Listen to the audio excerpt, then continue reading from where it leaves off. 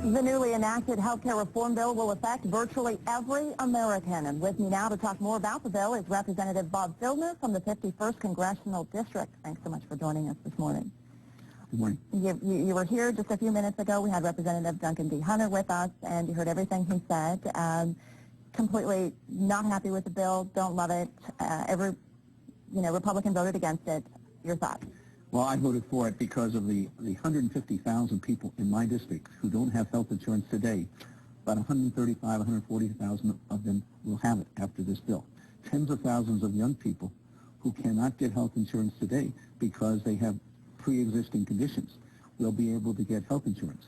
Small businesses who may have been providing for their employees now will get tax credits for doing that.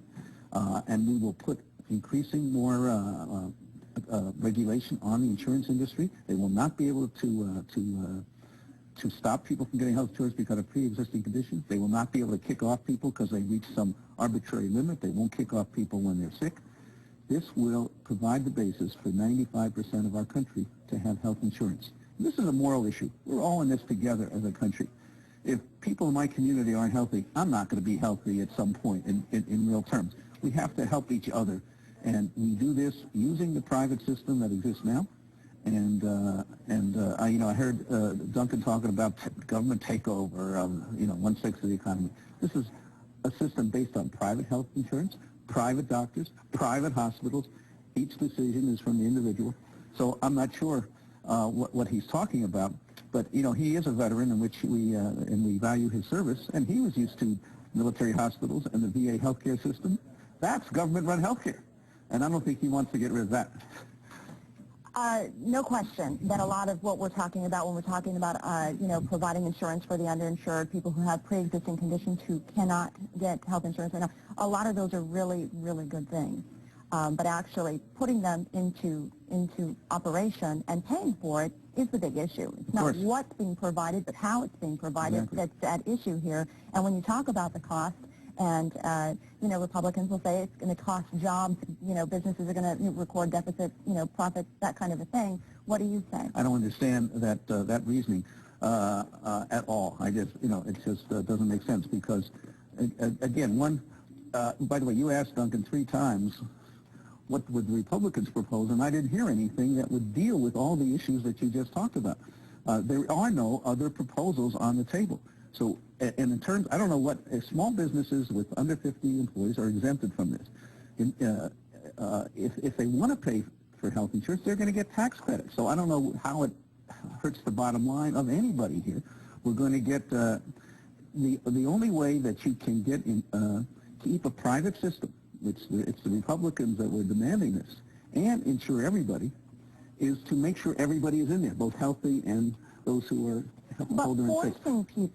Forcing anybody to buy health insurance. Well, you're forced to buy auto insurance. You're forced to... But I drive an auto. Yeah, but you can't go into a house without building permits. I mean, we have regulations that are for the good of all of us, for the good of the entire population. We're all in this together as a society. But at a time when we're struggling, when the economy is so bad, when we're in double-digit unemployment... How does this hurt the economy? Well, Duncan kept saying that, but it doesn't hurt the economy. It helps the economy. If you were thrown out of a job, you probably lost your health care. Now you're going to have it, and you won't be bankrupt because you have medical bills. So how does that hurt the economy? Small businesses are going to get tax credit. Like it's a rock and a hard place. Yes, they'll have insurance, but how do they have the money to pay for it if they're unemployed? But this is where the we're all in this together philosophy comes in. There'll be government subsidies for those who can't afford it. Those subsidies are paid for in 2 ways. Some taxes on higher income individuals, not the middle class, and... No, specifically, what are we talking about? Who's higher income in about 250,000 or more will have higher Medicare, will have some Medicare increases, and also increases on some unearned income that is now not taxed. But more important, because if everybody has insurance, people will be able to get preventive care, and that's, by the way, mandated in the bill that preventive care will be free. So you will get preventive care. People will be able to go to doctors on a regular basis. Therefore, the whole society will be healthier. Medicare will not have the same kind of expenses. Emergency rooms will not have the kind of expenses. It sounds good in theory, but it sounds like something that will take years to play out to really find the results we've been working that on are this. successful. We've been working on this for 100 years. You know, I heard every time a Republican talks, he says we've rammed it down the throats. This bill we've been talking about for 14 months. Health insurance we talk about for 100 years. Yeah, healthcare reform at least several decades. So we have a notion of what's going to happen. And sure, there were a lot of compromises. The political process is not a pretty one. When you talk about compromises, this is going to work. What about the backroom deals that we're hearing a little bit about? We'll probably hear more about, you know, in the months ahead. Most of those were removed when the fixes, so-called, were done. But can you talk about those?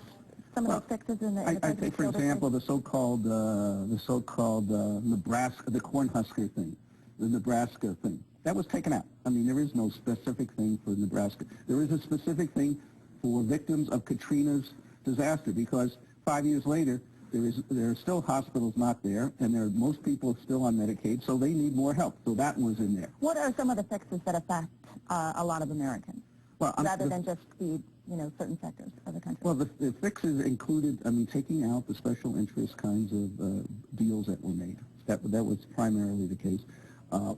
Raising, I think, the level where the income level which you would be eligible for Medicaid. So you can be eligible even if you have a higher income, and so lowering it where you'll be eligible. Oh, I see. I mean, raising the threshold. If you were eligible at 35,000 and raise it to 40,000, more people will be eligible for Medicaid. So there'll be thousands of more people eligible for Medicaid, which is going to give them, health care which they didn't have before. So what we're trying to say is that as a nation, we're all in this together. We all have to contribute, and we're all going to be healthier, and it's going to be cheaper for the whole society in the long run. What about the actual providers? Was there anything in this bill that really addresses the costs that hospitals can charge, let's say, for, emergency room visits and whatnot? Those seem to be astronomical, and it seems like the insurance companies are really going to benefit the most from a lot of it. By the way, what we have done for hospitals is everybody is insured. People will not come into a hospital uninsured. They had to make up the cost, which generally the taxpayer at some point had to make up for the cost. So their costs will be reduced because they are going to be reimbursed by all of their patients. Are we assuming that their costs are going to be reduced? Yeah. I mean, there's nothing mandating that, hey, you're but they are losing, the local hospitals here in San Diego lose millions of dollars per year on so-called unreimbursed care. Okay. Now they're going to be reimbursed, so they don't have that problem. People are going to... So what's to say that they're not going to take advantage of that now that they're being reimbursed, that they're actually going to lower their costs? There's nothing... Well, the costs will be lower. The question is who's going to, if they try to raise... If they're going to try to raise their rates or something, I mean, people are going to be monitoring this. There's going to be, the insurance companies are going to be monitored. And we by the way, we also increased the provider rate, which was scheduled for a decrease for for Medicare providers. So we try to raise those providers up. But look, this is as Duncan pointed out, this is a big system. We think we're solving most of the problems. Other problems will rise. When we put in Social Security in 1935 or Medicare in 65, those were amended, lots of times between when they were passed and now. Problems come up. And we will try to remedy it. So this is a great start because, as I said, 95% of my constituents will now have health insurance. They will not be bankrupt because they have medical bills. Small businesses will be getting tax cuts. Young children will not be able to be denied insurance because of pre-existing condition. We can go on and on. Mr. Hunter said we're going to repeal this if we get the majority. I would say make my day, Duncan. Try to repeal the fact that we get tax cuts for small business. Repeal the fact that kids could stay on their parents' plan until 26, and on and on. There are a lot of good things, and you're right. We could go on and on and on. So there is much more still ahead on San Diego. People want to give you both a chance to come on back and talk with us for a few more minutes. So stay with us. We'll be right back.